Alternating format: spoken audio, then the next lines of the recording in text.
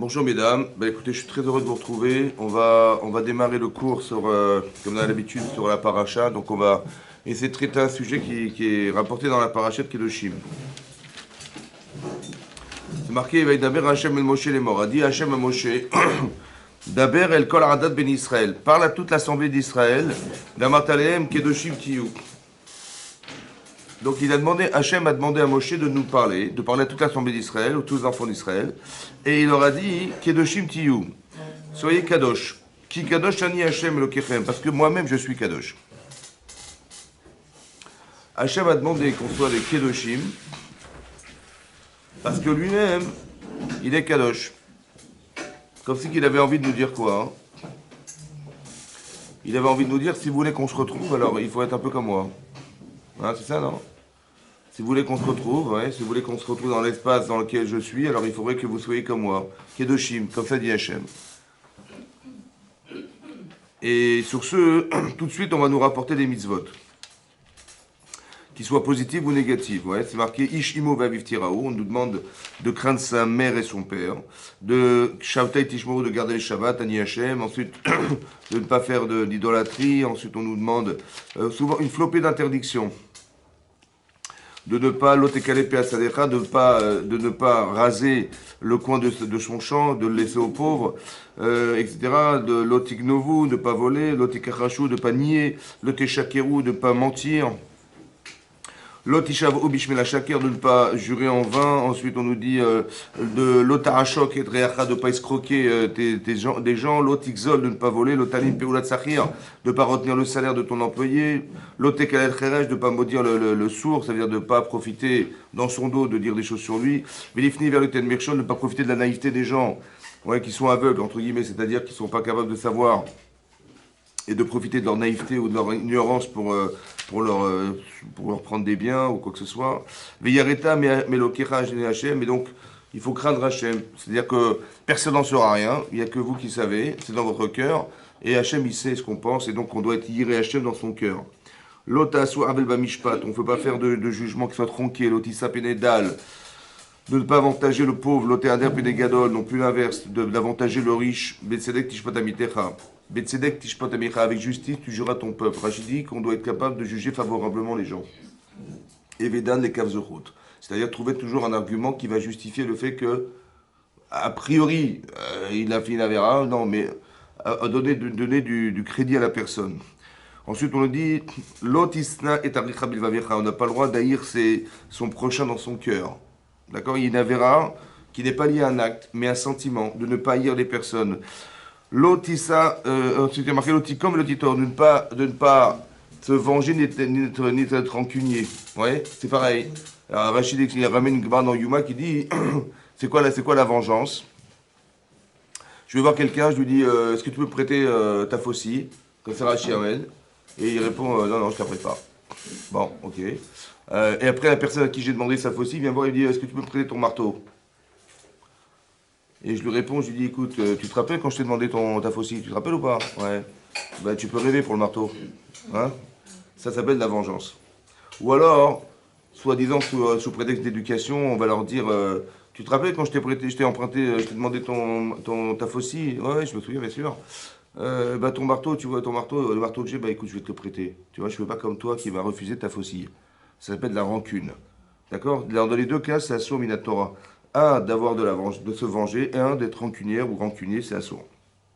C'est-à-dire de garder en soi quelque chose. Hein? Même si sous prétexte que ça me soulage de ne pas lui rendre service parce qu'il ne va pas rendre du service. Ensuite, c'est qu'on conclut en disant tu aimeras ton prochain comme toi-même. Ani Hachem, je suis Hachem. Tout ça pour dire finalement tu aimeras ton prochain comme toi-même. Alors c'est vrai que si on aime son prochain comme soi-même, on va éviter tout ça. Hein? A priori, c'est logique. Ça serait logique que les gens que j'aime, je vais ni les escroquer, ni leur mentir, ni les voler, ni négliger sa pauvreté. C'est logique. Si j'aime les gens, j'éviterai ça. Donc, comme c'est qu'on voulait nous dire, et si tu aimais, tu aurais évité. Pourquoi nous expliquer à la négation, par la négation, ce qu'on aurait très bien pu comprendre par le positif? Si on nous avait dit simplement dans la blague, super. J'aime mon prochain comme toi-même, évidemment, j'ai tout à fait, par déduction, compris que je vais ni voler, ni tuer, ni tout ce que vous voulez. C'est vrai? Pourquoi tu aurais énoncé tout ça pour finalement nous dire l'inverse? Pourquoi elle énonce tous les interdits de la Torah pour finalement nous dire l'inverse? Pourquoi faire? Chazak ou Baruch. Pourquoi l'inverse? Ben, l'inverse en disant ne vole pas, aime ton prochain, d'accord? Non, non. Ben, c'est ça l'inverse, c'est quoi l'inverse? C'est ou positif ou négatif en français, c'est l'inverse. C'est-à-dire que si je vole, le vol c'est l'inverse de ce que j'aurais dû donner, c'est d'aimer, c'est ça? Si je mens, c'est l'inverse que je. Oui? Si je mens, à qui je mens? Quand je mens, à qui je mens? Hein? Mais je mens déjà à moi-même déjà. Jusqu'à quand tu vas mentir? Jusqu'à quand tu vas mentir? Jusqu'à quand tu vas faire croire aux autres ou tu vas faire croire que tu n'es pas la personne qu'on sait être? Jusqu'à quand tu vas mentir? Il vaut mieux avouer ses erreurs, ouais, et de les corriger que de se mentir ou de mentir. Que de mentir, c'est de se mentir, en prétextant qu'on est très très bien. Ça va, on n'a pas de problème, et voilà, j'ai aucun problème. Voilà, vous voyez, j'ai pas de tâche sur moi, j'ai rien du tout. Jusqu'à quand on va mentir? Ça va? Ça, c'est pas crédible. Pourquoi nous dire de façon négative tout ce qu'on ne peut pas faire pour résumer en une phrase en disant voilà ce que tu dois être? Peut-être que l'idée c'est d'expliquer. Je ne sais pas aimer en fait. Je ne sais pas ce que veut dire aimer. C'est quoi aimer? Peut-être que je m'aime, peut-être que j'aime, je ne sais pas. Mais tu vas savoir quand est-ce que tu aimes. Si tu es capable de savoir que la frontière de ce que tu dois faire, c'est la limite, la frontière, c'est l'interdit. Ça veut dire que l'interdiction est la limite de mes obligations. L'interdiction est la limite de mes obligations. Je sais ce que je dois faire, parce que je sais ce que je n'ai pas le droit de faire. Donc si je vole, c'est que j'aime pas. Si je mens, c'est que j'aime pas la personne. Si je l'escroque, c'est que je n'aime pas la personne. Si, vous avez compris? Donc la limite de mon obligation d'aimer, c'est de savoir que par la négation, je saurai. Ça va? C'est un peu comme c'est marqué, vous savez, Rachid nous dit ici qu'il y a un klal gadol. Il y a une grande règle dans la Torah. C'est la grande règle de la Torah, la règle qui va résumer toute la Torah. C'est d'aimer son prochain comme soi-même. Ze klal gadol ba Torah, c'est la règle de la Torah. Mais la règle de la Torah, laquelle Torah? La Torah du relationnel à l'autre. La Torah du ben adam lachavero. Mais qu'est-ce que ça a à voir avec le sha'atnez? Qu'est-ce que ça a à voir avec la shmita? Qu'est-ce que ça a à voir avec, je ne sais pas, des lois irrationnelles? Hein? Ça veut dire quoi? C'est quoi ce principe, de comprendre ce principe, d'aimer son prochain comme soi-même? C'est la règle. Comme si il fallait le comprendre humainement pour le comprendre spirituellement. Hachem dit soyez Kedoshim parce que je suis Kadosh. Comme si qu'on allait atteindre ce niveau de Kedusha, de proximité avec Hachem, ouais, pas en se refusant à tout, en se disant non, non, on va vivre dans un autre monde, on va s'enfermer dans une chapelle, je sais pas comment ils font les autres là. Non, non, il faut qu'on comprenne que la Kedusha elle est étroitement liée au fait du relationnel à l'autre. Essentiellement. Puisqu'en résumé tout ce qu'on vient de voir, d'aimer son prochain comme soi-même, comme si ça devait nous aider spirituellement à mieux comprendre Hachem en aimant son prochain comme soi-même. Hillel, dans la Gemara, dans Shabbat, il a dit là-bas, parce qu'il y a un guerre qui est venu le voir, un converti, il est venu le voir. Il voulait se convertir au judaïsme. Bon, il dit écoutez, j'ai pas le temps. Comme ça, j'ai pas le temps. J'ai pas le temps, voilà, je me tiens sur un pied, en équilibre, j'en ai pour 2 minutes, hein, sinon je vais tomber. Je voudrais que vous me résumiez toute la Torah en le temps que je sois en équilibre sur un pied. Vous savez qu'il lui a dit? Il lui a dit Machesanecha, ce que tu ne supportes pas, lechavrecha lo ta'avid, le fais pas à ton prochain. Ce que tu ne supportes pas, le fais pas à ton prochain. Zekol Torah Kula, c'est cette la Torah. Et tout le reste, toutes les méthodes que vous connaissez, ce sont des pirouchim. L'explication de ce principe, de cette règle, de ne pas faire aux autres ce que tu ne supportes pas qu'on te fasse. Mais non, c'est bizarre parce que Rabbi Akiba, il a dit tu aimeras ton prochain comme toi-même. C'est marqué dans la Torah, aimer son prochain comme soi-même. C'est vrai? À votre avis, pourquoi il a négativé, de façon négative, la formule est négative? Ne fais pas aux autres ce que tu ne supportes pas qu'on te fasse. Pourquoi il a dit cette formule de façon négative, alors qu'il aurait dû très bien dire, mais non, je vais t'expliquer tout au Torah, tu aimeras ton prochain comme toi-même. Est-ce que c'est plus explicite de le dire de façon positive? Est-ce que vous comprenez la forme positive d'aimer son comme soi-même? Même le Ramban, il n'a pas compris. Le Ramban. Il a dit, comment ça veut dire quoi? Aimer comme soi-même. Aimer comme soi-même. D'abord, il faut que je m'aime pour aimer les autres comme moi. Ouais. Et à part ça, comme moi-même. Et où la limite? Vous la connaissez la limite, vous? D'aimer les autres comme soi-même, ça n'existe pas. Le Ramban, il a dit, bah écoute, si déjà, lorsqu'il t'arrive quelque chose de bien pour toi-même, tu as réussi quelque chose, tu t'es marié, tu as eu des enfants, eh bien, sois heureux pour les autres comme tu as été heureuse pour toi-même. C'est ça. Aimer comme soi-même. C'est-à-dire, moi, j'étais heureuse d'avoir, je me suis mariée, je suis très heureuse, mais je souhaite à toutes les filles de se marier. J'ai eu un enfant, mais je souhaite à toutes les femmes de pouvoir avoir des enfants. Comme toi-même. C'est ça qu'il a compris, le Ramban. Aimer comme soi-même. comme tu es satisfaite de ce que tu reçois ou de ce que tu es devenu, eh ben souhaite-le aux autres, c'est ça, d'aimer comme soi-même, comme ça expliquer le Ramban, de façon positive. Le problème, c'est qu'on a du mal à trouver la limite. La véritable limite, elle est où, la véritable limite? D'accord? Peut-être la limite, elle est comme ça. Pourquoi il a formulé de façon négative, il a dit, ce que tu ne supportes pas, ne le fais pas aux autres. Ça va? Peut-être pour nous expliquer, je sais ce que je ne supporte pas. Je ne sais pas ce que j'aime, ou je ne sais pas aimer comme moi-même. Mais par contre, je sais ce que je ne supporte pas. Ça va? Voilà. Et donc, quand c'est marqué ici, par exemple, dans la Torah, c'est marqué Ochiach tochiach et amitecha. Tu sais quoi? Tu vas voir quelqu'un qui fait une avéra. Tu vois ton mari, il fait des trucs insupportables. Tu vois, etc. Et tu vas. J'ai mis la Torah, d'aller faire Torah, c'est-à-dire d'aller faire reproche. Et ben, à la fin, je vais lui dire la vérité. Vous savez quoi? Je vais lui dire la vérité. Je lui dis, écoute, tu en as marre. Voilà, t'es comme ça, comme ça, comme ça, que j'en pouvais plus. Je te dis la vérité, tu te débrouilles avec. C'est comme ça. Ça va? Hein? Ça va? T'es content? Bon. Et la formule, comme elle est formulée, je fais une misva. Et Rachid, attention, attention. Ochia tochia tevitecha, fais reproche à ton prochain, mais n'emporte pas la faute. C'est quoi la faute? Mais je suis en train de faire une misva. N'emporte pas la faute. Rachid dit, attention de le faire bien, mais pas en public. Al talbim chavero barabim. Il ne faut pas lui faire honte. Mais j'ai bien compris, mais au contraire, c'est quoi de faire Torah à quelqu'un? Mais il faut qu'il ait honte. Hein. Il faut qu'il ait honte, sinon il ne va jamais faire tes jouas. C'est quoi de faire honte à la personne? C'est dire, écoute, j'ai honte de ce que je suis, j'ai honte de ce que j'ai fait, je regrette, je ne recommencerai pas. On passe par la honte, évidemment. Quand on fait un reproche à quelqu'un, c'est dans l'objectif qu'il ait honte, n'est-ce pas ou pas? Mais vous savez ce que je vais faire? Je vais accentuer la honte. Je vais les faire en public. Comme ça, il va bien comprendre. Hein, c'est comme ça. Et on a l'impression que on va booster la boucha. La honte, la remise en question, elle va être très très forte. Et là, il va avoir une honte de folie. Il va faire une teshuva extraordinaire. Alors que c'est fait l'effet inverse. Parce qu'il y a deux sortes de honte. Il y a la honte de soi et la honte des autres. Parce que l'objectif, c'est d'avoir honte de soi. J'ai honte, oh, comment j'ai pu faire ça? Mais comment j'étais assez stupide d'avoir parlé comme ça? Comment j'ai pu agir de la sorte? Ouais. Et je regrette et je prends sur moi de ne pas recommencer. C'est logique. Mais j'ai honte de moi. Ça va? J'ai honte de... Je veux dire que si je me compare à moi-même en disant, mais je sais vers quoi j'aspire, je sais ce que j'ai envie de devenir, mais ce que j'ai fait ne correspond pas du tout à ce que j'espérais devenir ou espérais être. Et j'ai honte de ce contraste entre ce que je vois de ce que je suis, ben, c'est contrasté, c'est bon? Et ce contraste, normalement, il peut me dire, bah, écoute, tu as raison. Donc tu as des repères positifs de toi, d'accord? Parce que tu t'aimes. Et donc tu dis, mais en contraste avec ce que je fais, c'est sale, c'est contrasté, ça va pas. Il faut que je nettoie, il faut que je lave, il faut que je corrige. Et donc j'ai envie de faire tes chouvas. C'est logique. Par contre, si quelqu'un me fait honte, sous les mêmes prétextes, en vérité, j'ai l'impression qu'elle s'est vengée et qu'il s'est vengé contre moi. Il a utilisé un argument soi-disant pour me faire un reproche. En vérité, il m'a fait la honte de ma vie. Ça va? Mais même pas en rêve, je vais t'écouter. Mais j'ai dit, mais pourtant, je lui ai dit la vérité. Mais pourquoi il n'écoute pas? Hein? Je lui ai dit la vérité, pourquoi il n'écoute pas? Mais je lui ai dit, mais on t'a pas demandé de lui dire la vérité. On t'a demandé de l'inviter à accepter la vérité. Quand je fais un reproche à quelqu'un, c'est pas pour lui dire, écoute, toi, je t'envoie la vérité dans la figure, et tu te débrouilles avec. Voilà. Tu as compris maintenant? C'est clair ou pas? Ok. On t'a pas demandé d'imposer la vérité.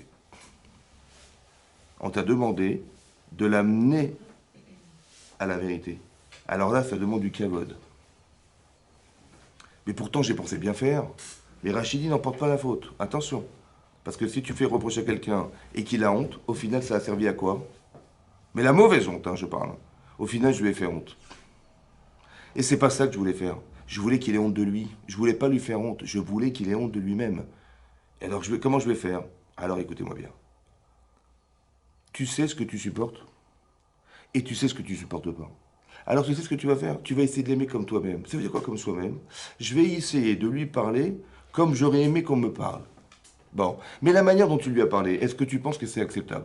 Est-ce que, sincèrement, si ton mari vient te voir et te dit, mais il y en a marre, écoute, j'en ai marre de toi, tu es comme ça, comme ça, comme ça, comme ça, comme ça, fou là, je peux plus vivre. J'ai supporté, moi j'ai écouté le Rav, il m'a dit, Shalom Bayit, bon, j'ai encaissé, mais j'en peux plus, ça suffit, voilà, je te dis tout, voilà, toutes les valises de saleté, je les envoie sur la figure. T'as compris maintenant? C'est clair? Voilà, c'est comme ça. Est-ce que ça vous donne envie d'écouter? Non. Tu sais ce que tu supportes pas, alors tu sais ce que tu supportes. Tu sais comment tu aurais aimé qu'on te dise. Comment tu aurais aimé qu'on... J'aurais aimé qu'on me prenne à part et qu'on me dise gentiment, avec beaucoup de respect, évidemment, parce que c'est compliqué, parce que quand vous faites un reproche à quelqu'un, ça remet en question. Et ça remet en question, ça frustre. D'accord? Je sais que de faire un reproche à la personne, ça frustre. Alors comment je vais faire pour lui expliquer qu'elle a un problème, la personne? Comment je vais faire pour lui faire comprendre qu'il vaut mieux que ça change? Dans son intérêt personnel, évidemment que c'est comme ça. C'est vrai? Comment je vais faire? Ben, je lui dis, mais comment toi tu aurais aimé qu'on te fasse? Ben, comme tu aurais aimé, tu fais. Tu sais d'où je sais ça? Parce que tu sais ce que tu supportes pas.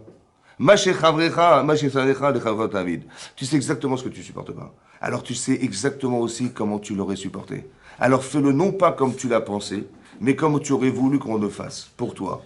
Et c'est exactement comme ça que tu vas faire. Vous avez compris?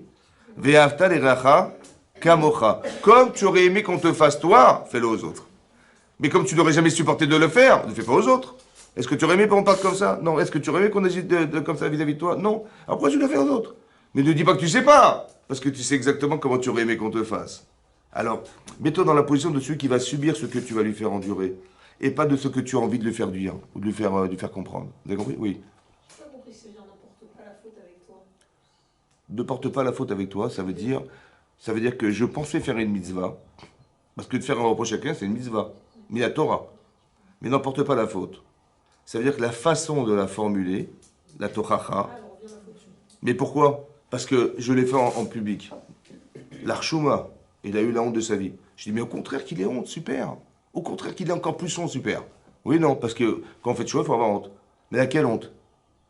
Laquelle? La honte des autres ou la honte de soi? T'as expliqué. Il ne faut pas porter la faute. Parce que j'ai pensé faire une mitzvah, en fait, je me suis trompé. Ça va? Tout dépend de l'intention aussi alors. C'est fondamental la manière de le formuler. Fondamental. Nous, on croit que ce qui compte, c'est de dire, ouais, je fais ma mitzvah, voilà, qui se débrouille. Ouais, c'est faux. Parce qu'en vérité, ce qui va se passer, c'est que ça fait l'effet inverse. Parce que j'ai pensé que la mitzvah, c'est de faire reproche dans ce cas-là. Ouais. Et donc, bah, j'ai fait ce que Hachem m'a demandé. Mais dans quel esprit t'as demandé de le faire? C'est pas dans cet esprit-là. C'est dans l'esprit de permettre à la personne, si tu l'aimes la personne, si tu aimes la personne, est-ce que tu vas lui faire une reproche de la manière dont tu l'as formulée? Tu crois franchement qu'il va l'écouter? Quand il y a un avion qui arrive, vous avez vu, ça fait du bruit un avion, hein? Bon, il y a un niveau de décibel qui est insupportable. Alors qu'est-ce qu'on fait? On se bouche les oreilles. Mais pourquoi je me... Parce que le bruit, il y a trop de bruit. Mais si vous faites un reproche à quelqu'un, ça fait trop de bruit. Mais après, ce qui est délicat, Ouais. c'est que quand on fait un reproche, souvent, Ouais. il est empreint de subjectivité, il est empreint de la façon dont C'est ça le problème. nous, on a perçu la chose. C'est ça. On n'a pas la force de l'absolu, on n'a pas le... C'est pas d'absolu. la connaissance absolue. C'est pas l'absolu. Je vous ai dit comment vous auriez aimé qu'on vous fasse. Alors c'est pour ça qu'on dit... C'est fondamental. qu'on dit Ouais. que quand on parle à quelqu'un, on ne doit pas dire tu, on doit lui dire j'ai ressenti ça de cette manière, je me suis senti blessé quand tu as fait ça ou que tu as dit ça, etc. C'est pour ça, c'est dans l'idée de ce que vous dites. C'est encore autre chose. Ça, c'est ce que vous... Ça, vous êtes en train d'expliquer la manière de l'exprimer. Voilà, en disant, voilà ce que j'aurais senti, voilà, comme si je voulais le mettre à ma place. C'est une façon de le ramener à lui et de dire attention, c'est moi qui l'ai perçu. Et ben là, je vous dis, peut-être que quelqu'un d'autre ne l'aurait pas perçu. C'est vrai, c'est vrai. C'est vrai. Motif. Mais il va pas forcément vous écouter. Parce qu'en fait, vous le remettez en cause. Vous dites, regarde comme je souffre. C'est-à-dire quoi, je suis un mauvais mari? C'est-à-dire quoi, je suis un mauvais ami? C'est-à-dire quoi, qu'est-ce que tu es en train de dire? Et donc, c'est vexant. Tu dis, mais tu te rends compte de ce que tu fais? C'est-à-dire que vous m'avez rendu coupable en disant ce que vous dites. Par contre, je fais l'inverse. Je me dis comme ça, mais moi, si j'avais été à sa place, comment j'aurais voulu qu'on me parle? Ce que tu supportes pas, ne le fais pas aux autres. Ça veut dire quoi? Ça veut dire, mais tu sais ce que tu supportes. Tu sais comment puisque tu sais comment tu veux pas qu'on te parle, tu sais comment tu veux qu'on te parle. On est d'accord? Et bien, c'est exactement comme ça que tu vas parler. Ça veut dire que j'aurais tellement aimé quoi? Mais comment tu aurais aimé qu'on me fasse un reproche? Ben, j'aurais aimé qu'on me prenne à part, on me dise, je sais pas, moi, on mette des gants, en me disant, parce que je sais que c'est vexant, je sais que je vais remettre en question une personne, je sais que je vais demander quelque chose qui est peut-être contre nature, c'est très compliqué. Comment il va l'accepter? Il va jamais accepter une chose pareille, c'est très dur. Alors comment je vais faire? Je lui dis, écoute, d'abord je te prends à part. Je lui dis, écoute, je voudrais te parler, ça te dérange pas? Comment ça? Ben oui, j'ai envie de te dire quelque chose, mais bon, pas devant tout le monde, bien sûr. C'est important, donc, mais qu'est-ce qui se passe? Mais bon, finalement, je vais rien te dire. Mais comment ça? Mais tu voulais... Non mais, j'étais vraiment que je suis très gêné parce que je ne sais pas comment tu vas l'accepter. Mais dis-moi, tu penses que tu es sûr, hein? Ouais, excuse-moi, hein, franchement, excuse-moi. Voilà, il y a ça, ça, ça. Je dis, ah, c'est ça, ouais, écoute, bon, écoute, il n'y a pas de problème. Vous savez pourquoi il va écouter? Parce que je lui ai fait cavode. Oui, c'est ça. En fait, le terrain, le Yitzhara, il fait, Mais dis-lui la vérité, question de la fiche. Jusqu'à quand tu vas souffrir? Hein? Jusqu'à quand tu vas souffrir? Alors, dis-lui la vérité, envoie-le en pleine figure. 2 minutes. Je vais dire, ouais, mais en vérité, il va se sentir irrespectueux. C'est irrespectueux ce que je fais. Parce que je lui dis la vérité, mais c'est pas ça. Parce que la façon dont la forme, ça va pas. Il va pas l'accepter. Donc je vais créer un terrain de cavode. J'ai très envie, et je suis très embêté, parce que, je vous explique, dans la relation de couple, dans la relation avec nos amis, vous savez ce que c'est que le but du Yetzer Hara? Le but du Yetzer Hara, c'est il a un ciseau là, il a des paires de ciseaux, et il coupe. Il coupe les liens. Ça va? La sinatrinam, l'oticum, l'otitor, c'est quoi tout ça? Ben, c'est de couper des liens entre nous. Mais si on coupe des liens entre nous, vous ne pensez pas qu'on coupe des liens avec Hachem? Vous ne pensez pas qu'Hachem, il n'est pas le roi de monsieur, madame, il est le roi du Olam. Et on représente quelque part à nous le Olam. Il y a le monde et il y a les Bnei Israël. D'accord? On est ses enfants. C'est bon? Donc Hachem, il est à la fois fier de nous avoir choisi comme peuple juif, et nous, on devrait être fiers d'être les enfants d'Hachem, autant qu'on devrait avoir peur. Comme j'ai peur de ma mère, c'est quoi j'ai peur de ma mère? Veyareta me Hachem Elokecha, c'est marqué, et c'est marqué Ishimo ve'aviv Tiraou. Imo. D'abord sa mère. Dans la ira, d'abord sa mère et après son père. Mais c'est quoi la ira de sa mère? C'est quoi la crainte de sa mère? C'est quoi la crainte de sa mère?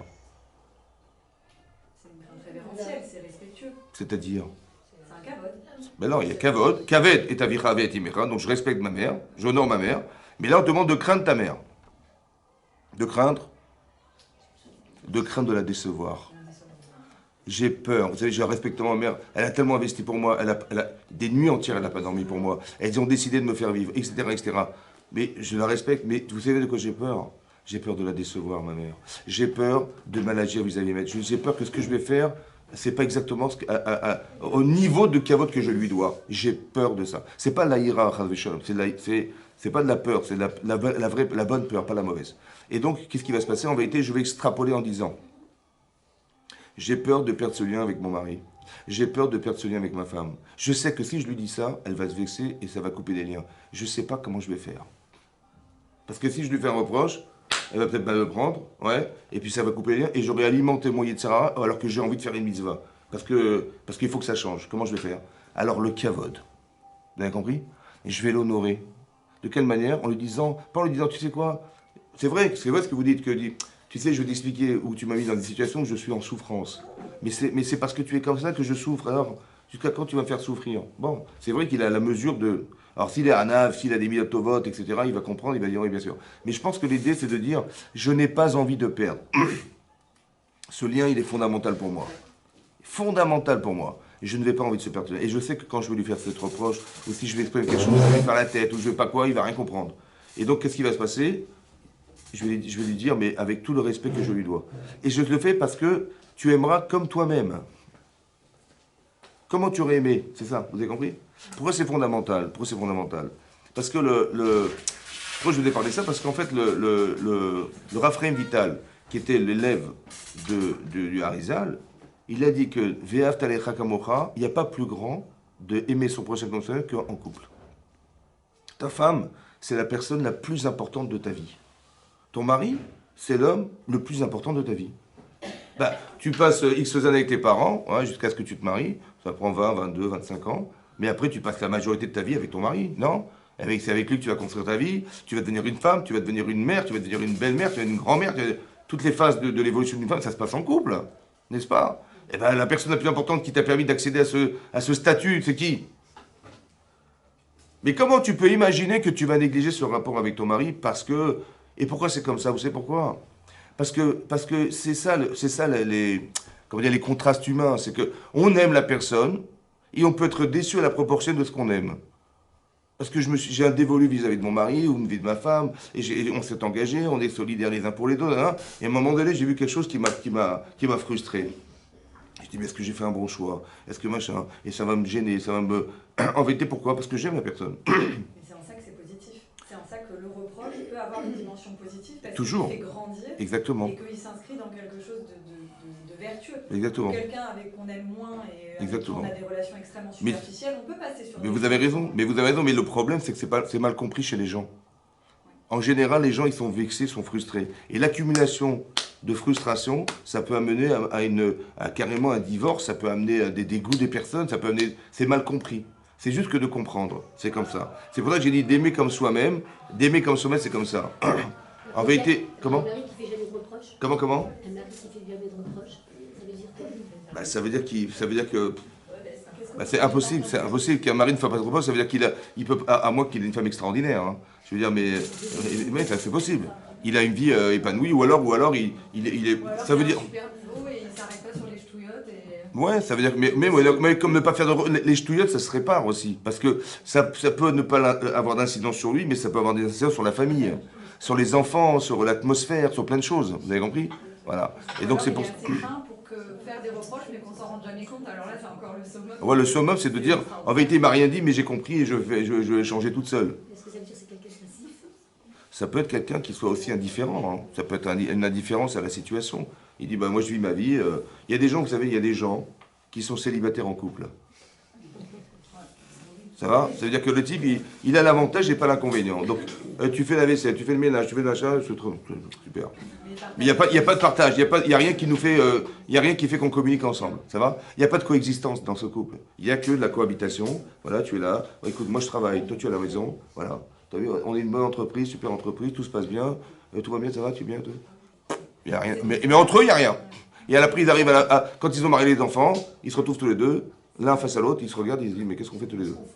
C'est ce que j'allais dire, c'est-à-dire qu'il y a des étapes dans le couple aussi, c'est-à-dire que ce partage-là, dans un premier temps, c'est tout autour de l'éducation des enfants, et après quand les enfants ils grandissent, c'est là qu'on se retrouve. Ou la retraite, les gens à la retraite, ils n'ont rien à faire. Ils se sont occupés toute leur vie à travailler, et le jour où ils sont en retraite, ils sont à la maison, ils ne savent plus quoi faire. Ils rentrent à la cuisine, mais qu'est-ce que tu fais là? Voilà. Qui es-tu? Bah, qui es-tu? Qui êtes-vous? Oui. Oui, moi je comprends pas parce que tout à l'heure vous avez dit quand on fait un reproche, il faut exprimer du kavod. Mais justement, avec n'importe qui, je prends pas le conjoint, mais de manière générale, si quelqu'un a envie de lui faire un reproche, il nous a déçus, donc c'est très difficile à ce moment-là même de le ressentir. Très très bien. Alors je vais vous aider. Vous aimez votre grand-mère? Oui. C'est sûr ou pas? Quand je l'avais, oui. Quand vous l'aviez. Comment vous lui auriez parlé à votre grand-mère? Je lui aurais rien reproché. Mais non, mais si, elle vous a mis hors de vous. Non, On aurait pris des gants. pas une grand-mère. Votre grand-mère, votre grand-père, hors de vous, comment vous faites? Ben vous mettez des gants. Vous dites, papy, tu sais, là, tu m'as gêné, vous contrôlez, Hiérarchique avec les grands-parents. mais vous avez compris ce que je suis en train de vous dire. Vous savez le faire. Puisque vous savez faire avec votre grand-mère. Par exemple, je vous donne un exemple. Vous avez des petits bébés? Ma prochaine. Alors écoutez-moi. Combien de temps ça vous a pris pour avoir une nuit normale? Alors, vous avez accouché? Pas encore? Si, j'ai des fois. Plusieurs mois. Combien de mois? Hein? Les enfants exprès, des fois. Combien? Des fois 2 ans, ça peut aller jusqu'à 2 ans. On va dire 3 mois. 3 mois. Ça veut dire 3 mois, tout est 3 heures, soit vous allaitez, soit vous donnez le biberon. C'est vrai, tout est 3 heures. Votre mari il dort, mais il est minuit, vous n'avez pas le réveillé. Bon, vous faites le biberon. Après 3 heures du matin, qui c'est qui fait le biberon? Qui c'est? Madame. Après 6 heures du matin, après 9 heures du matin, après midi, après 3 heures. Si moi je viens chez vous à minuit pour vous demander une brique de lait, qu'est-ce que vous faites? Bon, après je reviens à 3 heures. Qu'est-ce que vous faites? Quelle insolence. Hein. Et je reviens à 6 heures, parce que vous savez, le matin, il nous manquait du lait à la maison, et à 6 heures. Et je reviens à 9 heures. Je suis venu 4 fois. Voilà, je suis venu à minuit, je suis venu à 3 heures, je suis venu à 6 heures, je suis venu à 9 heures. Qu'est-ce que vous faites quand vous voyez dans le trou là du... Qu'est-ce que vous faites? Hein? Mais gentiment, on va alimenter. Comment? Vous m'achetez? Ah, c'est très gentil, franchement. C'est ce que j'espérais, en fait. Bon, en général, ça ne se fait pas comme ça. Mais comment ça se fait qu'à votre enfant, vous n'êtes ni dans le regret, ni que vous allez le pincer comme ça parce que comme il a osé vous réveiller à 3 heures du matin, ni vous allez être rancunière, ni... Il n'y a rien, zéro. Comment ça se fait? Hein? Essayez de comprendre. Comment ça se fait qu'avec moi, vous m'auriez envoyé la brique de lait sur la figure, et si c'est votre enfant, mais aucune animosité. Il n'y a même rien qui vous traverse là. Vous n'allez pas prendre votre gosse, vous le jeter par la fenêtre parce que... Oui, il y a une attitude. Hein? Mais moi aussi, je dépends de vous. J'avais besoin de vous, moi. Hein?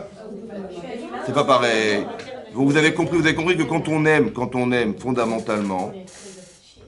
fondamentalement, il n'y a pas d'arrière-pensée, il n'y a pas de haine, il n'y a pas de rancune, il n'y a pas de vengeance.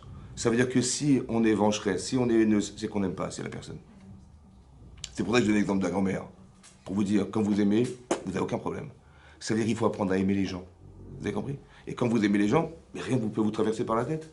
Vous imaginez que le Beth Amikdash a été détruit à cause de la haine gratuite. Vous imaginez ce que ça veut dire? Vous imaginez que les Talmidei Rabbi Akiva, ils sont morts parce que Nodnaou Kavod Zelazé. Vous imaginez que le Beth Amikdash numéro 1, il a disparu parce que on s'est passé d'Hachem, Avodazara. On s'est passé de l'autre parce qu'on le tuait ou parce qu'on le volait. On s'est passé de l'autre parce qu'on lui a pris sa femme, qui est l'essentiel de sa vie, spirituelle. Sa vie physique, c'est sa vie spirituelle, c'est sa femme, et le bon Dieu, c'est mon Dieu. Ces trois éléments sont des éléments fondamentaux. Et quand on touche à ça, c'est la destruction du monde. Ça va? Mais pourquoi? Parce que ça veut dire que, mais Kedoshim Tiyu, c'est quoi Kedoshim Tiyu? Ayez la capacité mentale, à ne pas suivre ce que votre cœur vous propose. Soyez Kedoshim. C'est quoi la Kedusha? La Kedusha, c'est la capacité mentale d'alimenter une vision positive de soi, de savoir que lorsqu'on nous parle d'interdit, si vous n'êtes pas capable de justifier pourquoi vous ne volez pas, vous risquez de voler. La Kedusha, c'est la capacité mentale, émotionnelle, de vous expliquer pourquoi le vol, c'est quelque chose qui est aboli dans ma vie. D'accord? Midvar Sheker, Tichak. D'une parole mensongère, tu t'éloignes. C'est de quoi s'éloigner d'une parole? Que dans ta tête, c'est loin.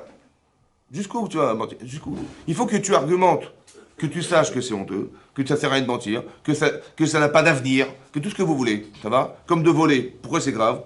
Si je vole, attendez, si je vole, d'abord c'est marqué dans la Torah. Mais pourquoi c'est marqué dans la Torah? C'est marqué parce que socialement, si vous sortez de chez vous et qu'on peut vous piquer votre sac à main, il n'y a plus de vie, d'accord? Si votre voiture, vous ne la retrouvez plus le matin, c'est pas possible. Donc il faut abolir le vol, d'accord? Ça, c'est socialement. À part ça, vous savez, quand je vole, je me sens mal, parce que ce que je porte sur moi, je ne l'ai pas payé, je ne l'ai pas acheté. Je me sens mal. Autant que je me sens mal d'avoir volé la personne, j'ai abusé des biens des gens, ça me dérange, etc., etc. Vous avez compris? Mais qu'est-ce que je suis en train de faire? Je suis en train d'argumenter, intellectuellement, socialement, émotionnellement, ce qui va m'éloigner de la Avera.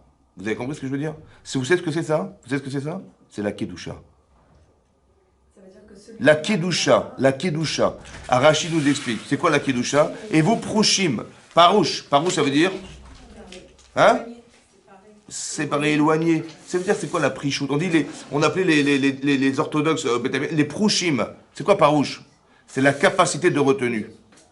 Je suis Parouche. Mais comment j'arrive à avoir la force? Vous savez pourquoi? Parce que je sais argumenter. Je sais pourquoi. C'est grave. Plus vous êtes capable de mettre des paramètres qui vous éloignent de la Avera, et plus vous êtes Kedoshim. Vous avez compris? On est d'accord, il faut que c'est avec des arguments, genre l'intellect, tu peux comprendre. L'intellect, émotionnel, pareil. C'est pas un groupe, pas juste dire parce que c'est. Enfin, on a besoin de comprendre un peu. C'est ce que j'explique, Si par exemple vous dites, c'est marqué en Torah, il ne faut pas voler. Bon, vous êtes dans une situation difficile. Il y a combien d'obstacles au vol? Zéro. Il y a marqué dans la Torah. C'est bon. Pourquoi c'est comme ça? Parce que les émotions que vous ressentez, les émotions, sont toujours plus fortes. La passion, les émotions, plus fortes que la raison. Quand il vous arrive, Chas Shalom, de faire une Avera, et vous dites, vous savez quoi, j'ai pas pu résister. C'était plus fort que moi, j'ai pas résisté. Oui? Plus fort que qui? C'est qui l'autre?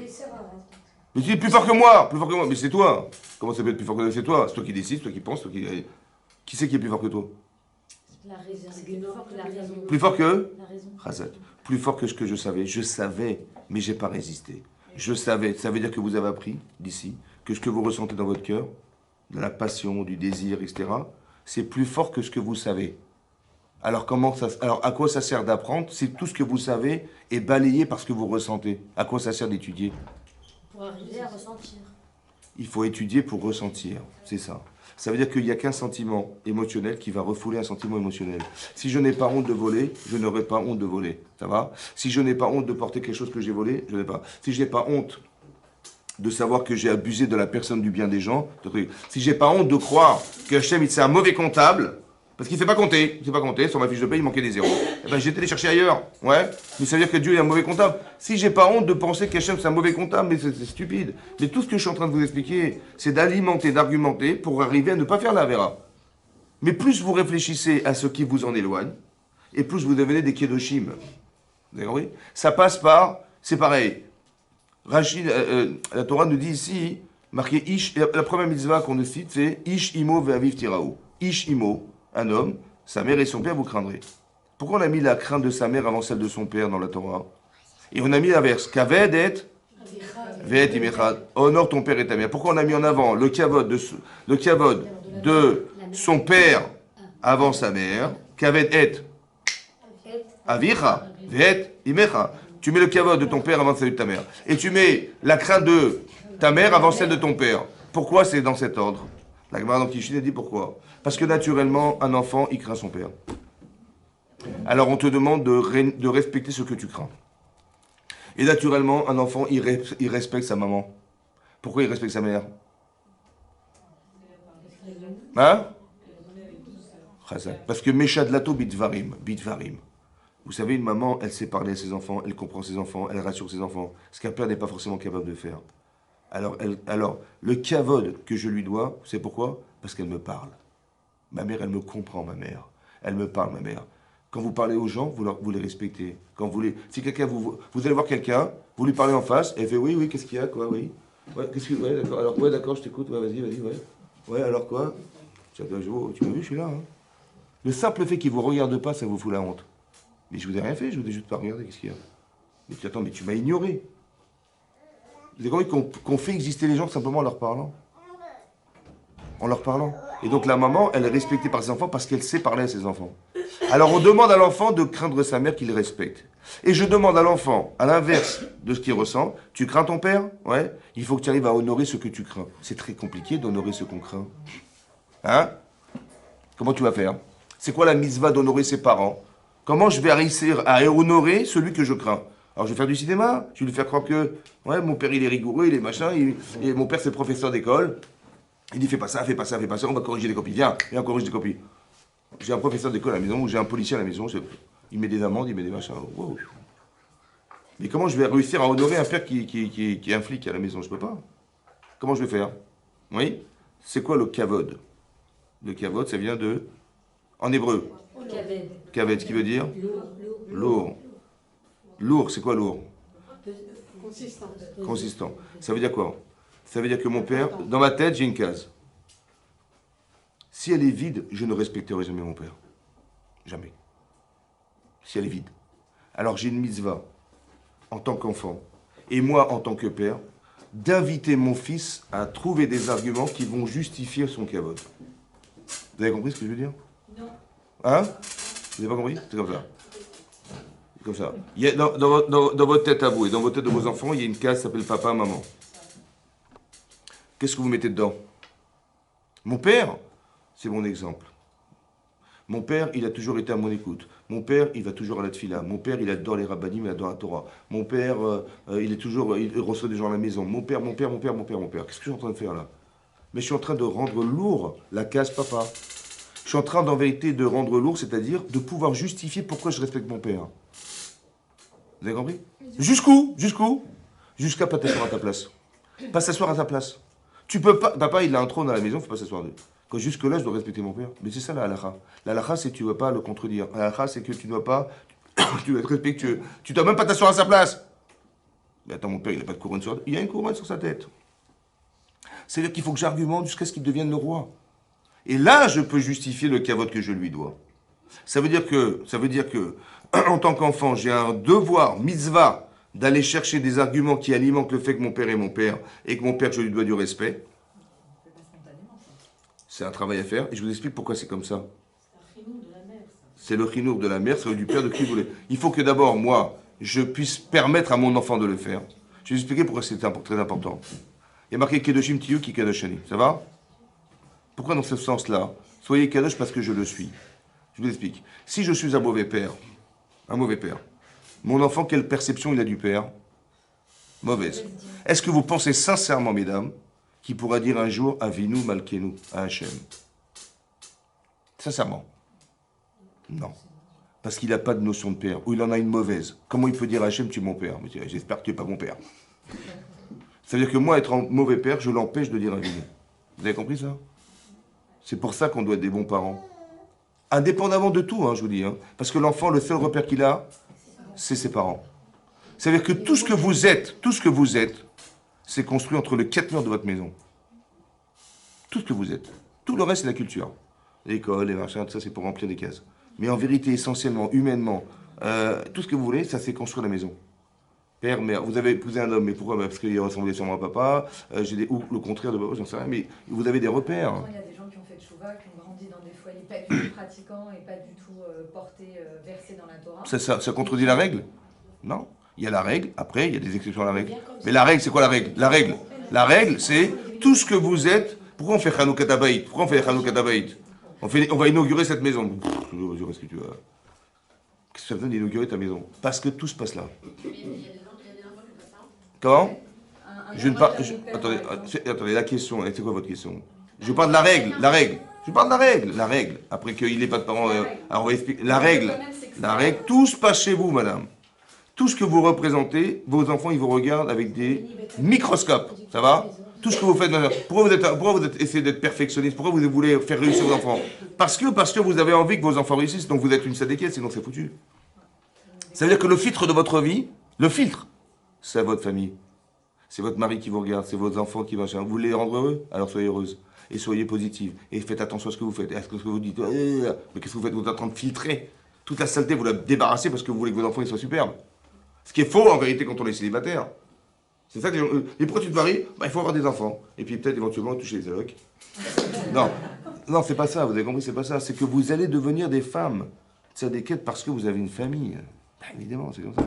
Et si vous mentez, ça passe pas. Et si vous n'êtes pas sincère, ça passe pas. Et si vous n'êtes pas cohérente, ça passe pas. Ça veut dire qu'on est en train de se filtrer un truc incroyable. Mais tout ça pourquoi? Parce que tu vas after les racha, kamora. Tu aimeras ton prochain comme ça. Vite kadishtem, vitem kedoshim. Vite kadishtem. Vous vous sanctifierez. Ça veut dire que le fait de se refuser à certaines choses dans la vie, c'est comme ça qu'on construit la doucha. Mais comment j'ai refusé? Comment j'étais plus fort que mon yetzer? Comment j'ai avoir une capacité mentale à me retenir de faire quelque chose? Bah c'est ça la kedusha. La kedusha, c'est la capacité argumentaire de pouvoir éviter la vera ou de s'engager à faire une mitzvah. Il faut l'argumenter. C'est comme ça. D'accord? C'est ça la kedusha. Et Hachem, il est kadosh, kadosh, kadosh. C'est-à-dire il est à un niveau de capacité mentale à pouvoir... je ne sais pas si vous vous rendez compte, hein, simplement. Tout ce que nous sommes, c'est Hachem qui nous l'a donné. On n'a rien fait pour. Moi, j'ai rien fait pour vivre, j'ai rien fait pour voir, pour entendre, pour parler. Ce ne sont que des cadeaux, cadeaux, cadeaux, cadeaux. Ça va? Combien ça coûte de voir? Combien ça coûte? Il y a des gens qui ne voient pas, hein, il y a des gens qui sont aveugles. Combien ça coûterait de voir? Combien ça coûte d'entendre? Combien ça coûte de comprendre? De se mouvoir? Combien ça coûte de parler? Combien on coûte alors? Combien on coûte? Hein? On coûte des milliards! Mais je ne peux pas le calculer, c'est incommensurable ce qu'on coûte. Mais donc, on sait qu'on vaut cette valeur? Grâce à qui? Grâce. Il m'a évité, Hachem, de payer autant, alors qu'il m'a donné gratuitement le fait que. Est-ce que j'ai le droit de le trahir? Hein? C'est comme si vous travaillez en entreprise, vous êtes associé à quelqu'un, et du jour au lendemain, monsieur, il part avec la caisse. Comment vous vous sentez, mesdames? Alors que vous étiez des amis d'enfance, tout ce que vous voulez. Mais est-ce que quand on fait une avéra, on n'est pas dans cette même relation avec Hachem? Mais comment j'ai pu trahir Hachem? Ça veut dire que je le comprends parce que ma relation à l'autre, elle me fait comprendre ses sentiments. Mais vous croyez que c'est différent pour Hachem? Non. Mais comment, quelle patience il a de voir que je suis parti avec la caisse et il ne m'a pas fusillé sur place? Moi, c'est ce que j'aurais fait. Je le retrouve le type. Mais quelle patience il a, wow, quelle gentillesse. Vous savez quoi, Hachem? Il est tellement bon, il dit, j'espère qu'elle va faire teshuva. J'espère qu'il va revenir, il va regretter, il va revenir avec la caisse en disant que j'ai eu un coup de folie. Et c'est ça qu'il espère, Hachem. Vous avez compris? Et des fois, il me met des bâtons dans les roues juste pour que je comprenne que je me suis trompé et que je vais revenir à lui. Mais vous imaginez quelle patience il a, mais quelle patience, quelle gentillesse, quelle rapaille. Vous avez compris ça? Mais d'où je sais ça? Ben, je le sais parce que dans mon vécu personnel, moi, j'aurais jamais fait ça. À la limite de ce que je suis, mais jamais de ma vie, j'aurais fait ça. Kedoshim tiyu, ki kadoshani. Ça va? Soyez kadosh parce que je le suis. Soyez kadosh. Ça veut dire soyez des gens qui aient du bon sens. Et soyez des humains, soyez des gens. C'est ça, tout à toi. C'est quoi? Moi, j'ai compris Prushim, ça veut dire on va s'enfermer dans une cabane et on va étudier de la Torah toute la journée du matin. Oui, j'ai compris, mais si socialement tu n'as pas de repères. Tes repères, c'est ça tes repères. Tes repères, c'est ta femme, tes repères, c'est ton mari, tes repères, c'est tes enfants, tes repères, c'est tes amis, tes repères. Il faut aimer les gens. Il faut aimer les gens pour dire un jour, pour espérer dire un jour, Ve'avta et Hashem Elokecha bechol vavcha ufron nafshecha ufron modecha. Mais comment tu penses sincèrement que tu vas y arriver? Moi, jamais, Hachem, je ne le connais pas, on ne s'est jamais vu. Comment tu vas l'aimer? C'est sincèrement, non, mais je vous dis sincèrement. Ben, si tu ne sais pas aimer, comment tu vas l'aimer? Si tu ne sais pas aimer, comment tu vas l'aimer? Il faut apprendre à aimer. Et après tu dis, mais si j'aime ma femme comme je l'aime, parce qu'elle représente ça, mais Hachem, et si mes parents, je les aime pour ce qu'ils sont, à Hachem, etc., etc., mes amis, mais c'est comme ça. L'éventail large que vous allez établir de l'amour, vous aimez vos enfants, vous aimez vos parents, vous aimez votre mari, vous aimez, ce sont des différenciations, des variations d'aimer. Ben Hachem, des fois il est comme ça, des fois il est comme ça, donc je vais l'aimer dans toute situation possible, ça va? Je ne pense pas une seconde que mes parents ils me feront un sale coup un jour. Donc quand il m'arrivait quelque chose dans ma vie, je dis pas, ouais, qu'est-ce qui m'arrive, qu'est-ce que j'ai fait au bon Dieu, c'est quoi ce truc? J'ai pas d'arrière-pensée parce que c'est impossible. Si Hachem c'est mon père, il me ferait jamais un sale coup. Donc c'est juste que j'ai pas compris. Et je vais juste accepter ce qui arrive et je vais dire, écoute, que j'ai compris. Donc si j'ai des obstacles, c'est que peut-être que j'étais pas assez ma'amine. Alors le simple fait de l'accepter, c'est dire, écoute, ouais, t'as raison, excuse-moi, je reviens vers toi. Vous avez compris? C'est ça. Oui. Excusez-moi, c'est juste pour. Je pense qu'il y a une case qui précède le fait d'aimer l'autre, c'est déjà s'aimer soi-même. C'est ce que j'ai dit. Comme ça, t'as qu'un mot. C'est ce que j'ai dit. D'abord, il faut s'aimer soi-même, et après pour aimer l'autre. Bah oui, parce que le repère, c'est soi. Mais ça veut dire quoi, s'aimer soi-même? Ça veut dire quoi, s'aimer soi-même? Hein? S'aimer. Se connaître. C'est d'abord se connaître. Et après, d'apprécier ce que je suis. Ce travail-là, ce travail de s'apprécier, c'est d'accepter ce que... Il y a des gens qui râlent toute la journée. Vous savez pourquoi? Parce qu'ils ne s'aiment pas eux-mêmes. C'est pour ça qu'ils râlent toute la journée. Mais si tu as vu le bienfait d'être, tu peux trouver le bienfait chez les autres? Le premier travail, c'est dans le Kibbout Avaim. Tu vas chercher chez ton père quelque chose qui est contraire à ce que tu ressens. Tu vas faire un travail qui est contraire à ta nature. D'aller chercher le bien chez ton père pour l'honorer. Mais si tu le sais faire avec ton papa, alors tu sauras faire avec les autres. Mais c'est ce mécanisme qu'il faut tout le temps rechercher. D'être dan des caves de route. Ben, c'est compliqué parce que c'est la vision que j'ai de la personne, elle est contraire à ce que je pense d'elle. Et on te dit non, mais essaie de raisonner de façon favorable. Ça va? Des fois on peut se tromper, etc. Ça veut dire que j'ai un lev-tov. Mais d'où j'ai construit ça? Parce que j'ai fait Kibbout Avaim. Parce que j'étais recherché chez mon père quelque chose qui valorise mon père, alors que je le crains, ça va? J'ai été chercher des valeurs chez lui qui valorisent mon père. Et c'est ça qui va justifier le respect que je lui dois. Mais si on sait le faire avec papa, alors pourquoi je ne vais pas le faire avec ma femme? Je ne vais pas le faire avec mes amis, je ne vais pas le faire avec tout le monde. Bien sûr, c'est pareil. Simplement de comprendre.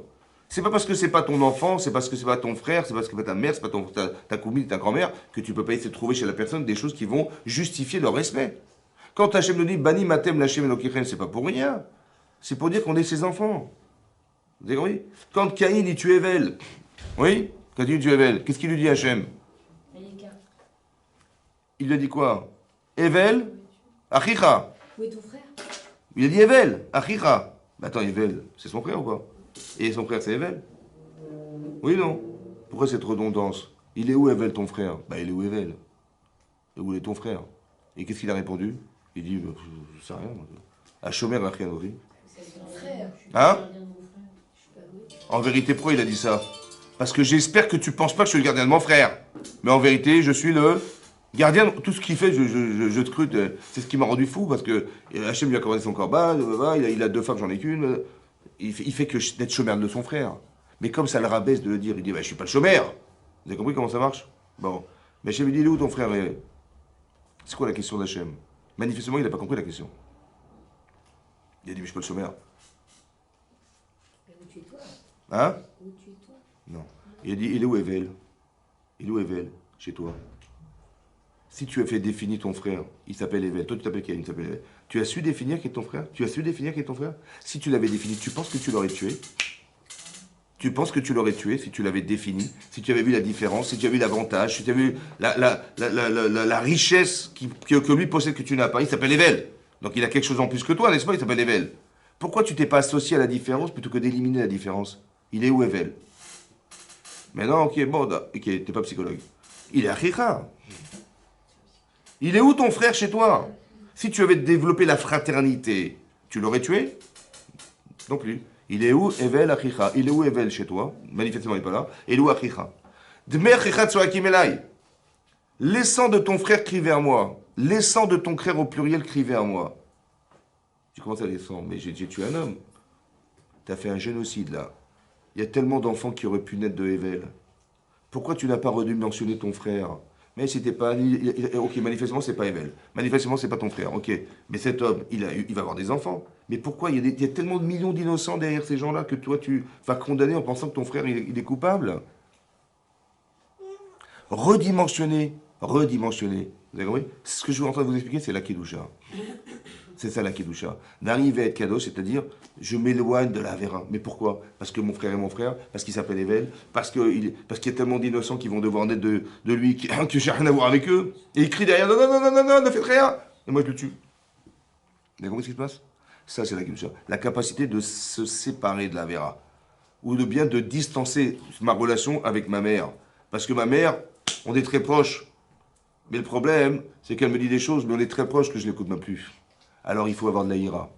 Ça va? La ira, c'est la distance. Ta mère, elle a 15, 20 ans de plus que toi, elle a des choses à te dire. Elle veut t'accompagner. Écoute ce qu'elle te dit. Je dis, mais non, mais c'est ma copine, on est comme ça, on est tous les deux fusionnels. J'ai compris, mais c'est l'avantage et l'inconvénient. L'avantage, parce que ta mère, c'était à Kavod, super, mais l'inconvénient, c'est qu'elle n'est plus ta mère, quoi. Alors il faut la ira. C'est-à-dire qu'il faut lui laisser sa distance. Ça va? Elle est ma mère, donc j'ai peur bien sûr, moi je t'écoute, vas-y, je t'écoute, je respecte la mère. Il y a une sorte de hiérarchie qui doit s'établir. C'est quoi l'insolence? L'insolence, c'est qu'on n'a pas établi la hiérarchie.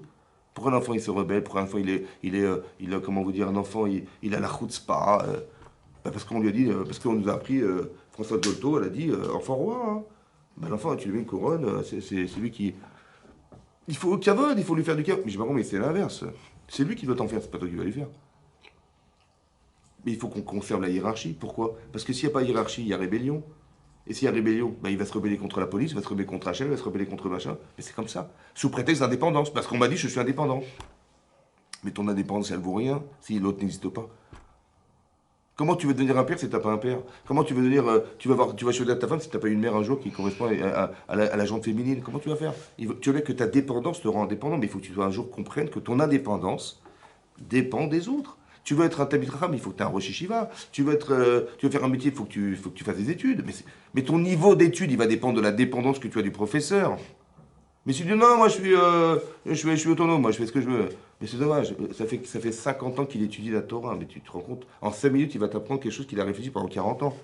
Tu vas devenir un Talmid Chacham parce que tu t'es associé à quelqu'un qui avait une connaissance extraordinaire des choses. Pourquoi tu vas perdre ton temps? Tu vas lire des livres sur le Chinour. Mais toi-même, dans ton expérience personnelle, il va falloir que tu aies 20 ans d'études personnelles pour arriver au résultat que lui, il est marqué dans un livre de 200 pages. Mais lis le livre de 200 pages, tu vas gagner ta vie. Ça va? Tu vas gagner du temps. Avrer, qu'est-ce qu'il a dit, comment il s'appelle? Paro, comment il a appelé Yosef? Avrer. Av, Bechorma. Verach, Béchanim. Il était père dans la Chorma. Il était rare, Béchanim. Il était tendre dans l'âge. Il avait 30 ans, on dirait qu'il avait 75 ans.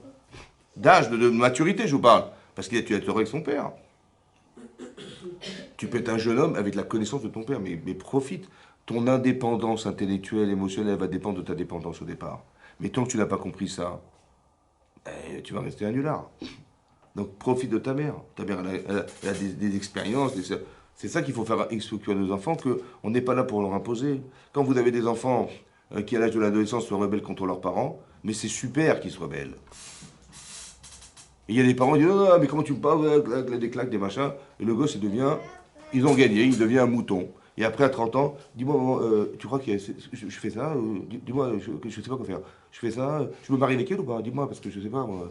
On en a fait des moutons. C'est la source, ça. On doit faire la rébellion, c'est normal, parce que à un moment donné, tu le rends indépendant, l'enfant. Parce que tu lui donnes les moyens de l'être. Alors quand il te le dit, ben, elle se contente. Mais maintenant, tu lui dis, attends, j'ai compris. C'est super. Tu veux choisir, tu veux machin, super. Mais sache une chose. Profite de mon expérience. Je ne fais que t'accompagner. En tant que mère ou en tant que père, je ne suis pas là pour t'imposer des choix.